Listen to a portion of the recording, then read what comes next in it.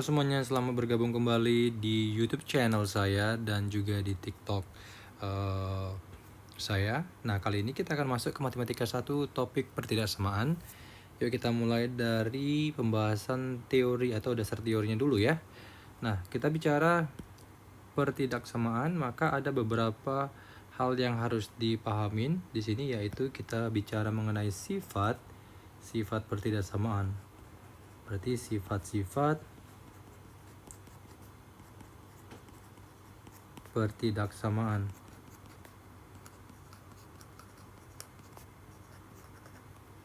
Apa saja sifat-sifat pertidaksamaan? Yang pertama adalah untuk dia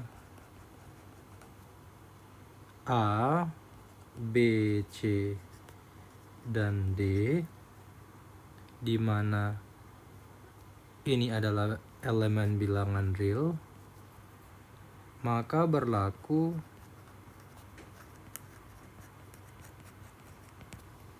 yang pertama, nilai A lebih besar dari B, maka A tambah C lebih besar dari B tambah C. Dan kemudian A lebih besar dari B, C lebih besar dari D, maka A tambah C lebih besar dari B tambah D.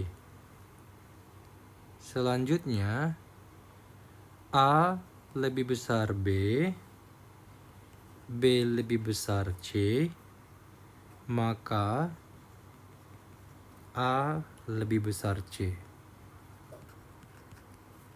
Nah, yang D ya, sifat yang keempat, jika A lebih besar B dan C lebih besar 0, maka AC lebih besar BC.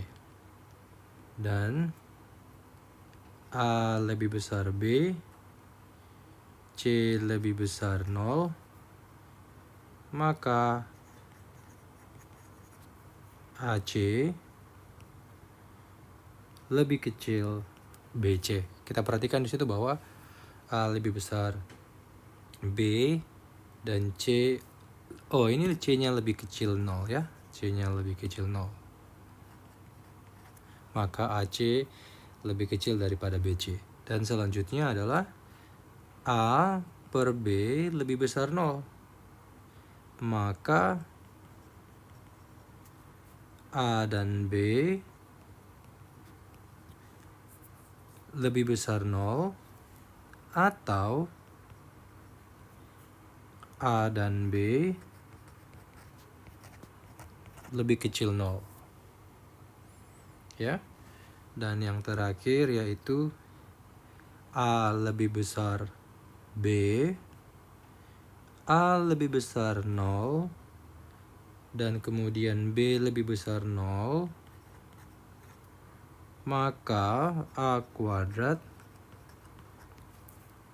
lebih besar dari B kuadrat, atau A lebih besar dari B, di mana A lebih kecil dari 0, dan selanjutnya B juga lebih kecil dari 0, maka A kuadrat lebih kecil dari B kuadrat. Nah, ini ada sekitar 7 ya syarat utama untuk sifat-sifat pertidaksamaan. Nah, kita masuk yang kedua. Yang kedua adalah yang harus kita pahamin, yaitu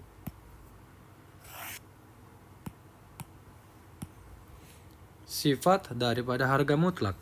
Kalau kita bicara sifat daripada harga mutlak,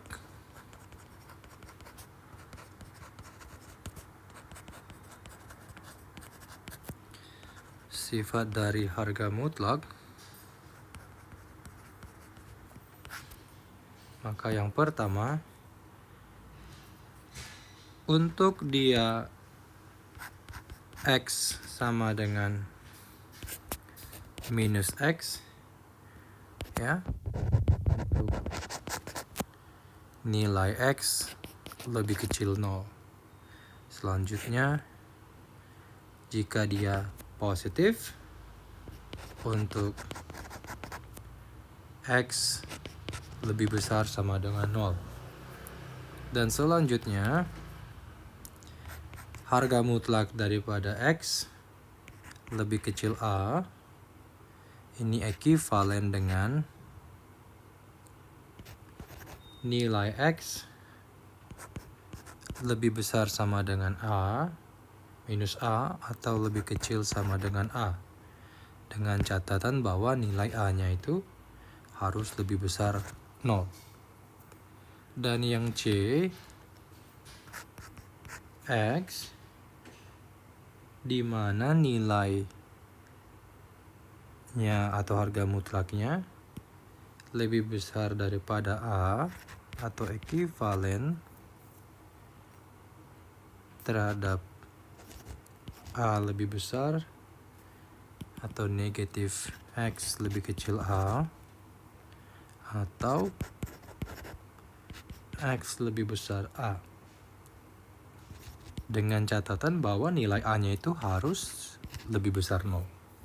Ya, itu untuk dia sifat yang harus kita pahami. Jadi kalau kamu perhatikan dia ada nanti soal berhubungan dengan harga mutlak, maka kamu lihat kondisinya. Kalau dia negatif seperti ini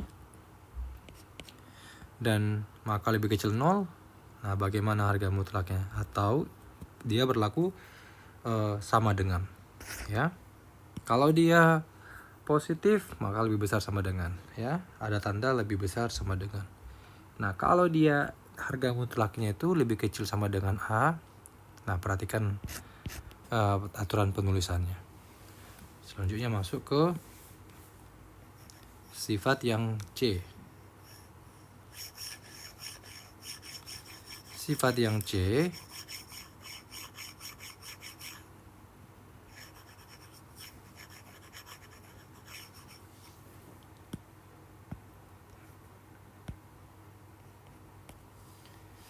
yang C adalah sifat akar. Kalau kita bicara sifat akar, maka akar dari X kuadrat itu sebenarnya sama dengan plus minus kan. Berarti dia bisa minus X atau positif X. Nah dengan demikian dia untuk dia yang negatif X, dia untuk X kecil 0. Sedangkan positif X, dia untuk X lebih besar 0, ya. Dan selanjutnya untuk yang D, bagaimana cara untuk menentukan garis bilangan, ya. Trik menentukan garis bilangan.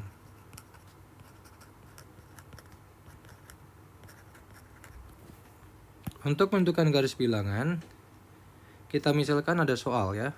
Contoh, ada tentukan garis bilangan dari X kurang 3, X kurang 4, X tambah 2, kecil 0. Maka bagaimana penyelesaiannya? Ingat bahwa kamu harus melakukan pembuat 0. Maka X kurang 3 sama dengan 0, atau X kurang 4 sama dengan 0, atau X tambah 2 sama dengan 0. Maka ini X3, X4, X minus 2. Maka untuk menentukan dari garis bilangannya, lihat pangkat tertingginya positif, maka ruas kanan diisi tanda positif, ya, pangkat tertingginya. Ya, kita dapatkan kan X sama dengan 3, X sama dengan 4, kemudian X sama dengan minus 2. Berarti nilai positifnya paling tinggi adalah 4. Maka dari sini ini sudah pasti positif, ini positif, ya kan? Kemudian ini juga positif. Jadi koefisiennya itu positif. Nah selanjutnya bagaimana? Selanjutnya dalam garis bilangan kamu harus tuliskan dalam garis bilangan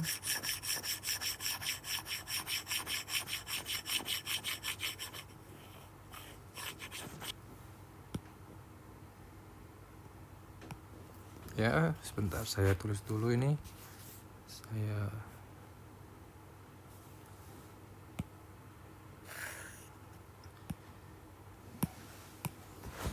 Maka dalam garis bilangan adalah karena kita sudah tahu bahwa semuanya positif, maka kita bisa tuliskan dalam garis bilangan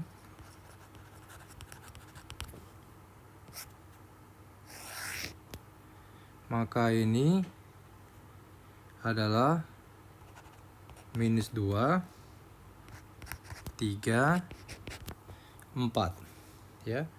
-2, 3, dan 4. Karena dia paling tinggi adalah positif 4, maka ingat koefisien tertingginya adalah positif. Maka kalau kamu lihat dia kan positif kali positif ya. Positif kali positif sama dengan positif. Maka dimulai dari sini, positif. Maka setelah itu berubah dia. Berubah menjadi negatif.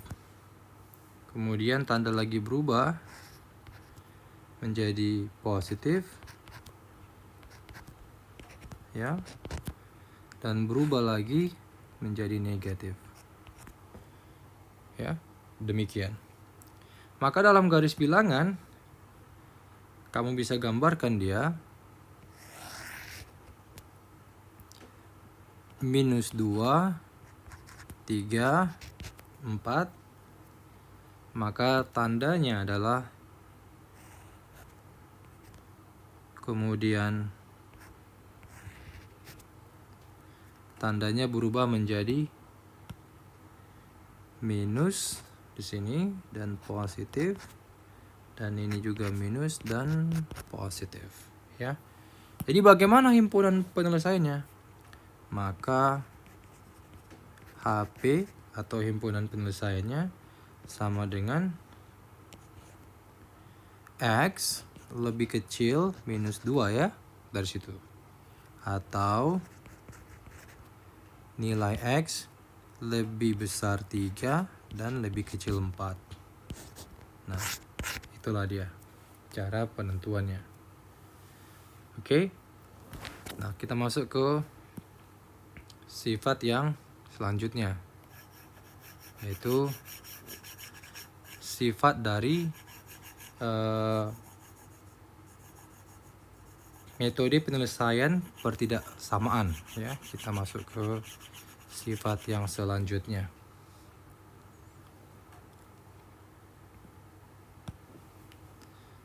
Oke, kita masuk ke A, B, C, D, dan E. Berarti metode penyelesaian.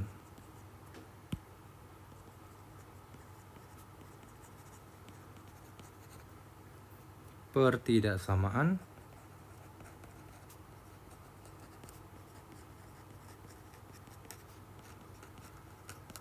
lanjutan ya. Maka bagaimana? Ingat ada yang pertama, jika fx dibagi gx maka nilainya ini sama dengan lebih besar lebih kecil 0. Penyelesaiannya ya, untuk penyelesaiannya yang pertama, tidak berlaku perkalian silang. Jadi kamu nggak boleh melakukan perkalian silang. Tidak berlaku perkalian silang. Yang kedua, penyelesaian fx dikali gx lebih besar lebih kecil 0, maka gx tidaklah sama dengan 0. Yang selanjutnya adalah akar fx lebih besar lebih kecil c, maka penyelesaian Yang pertama, fx besar sama dengan 0. Maka yang kedua ruas dikuadratkan. Kedua ruas dikuadratkan. Ya. Kedua ruasnya dikuadratkan. Nah, itulah untuk dia metode yang bisa kita pakai untuk di pertidaksamaan. Nanti saya akan bahas di video selanjutnya untuk pembahasan soal-soalnya. Oke? Jangan lupa untuk di subscribe dan di follow ya. Terima kasih.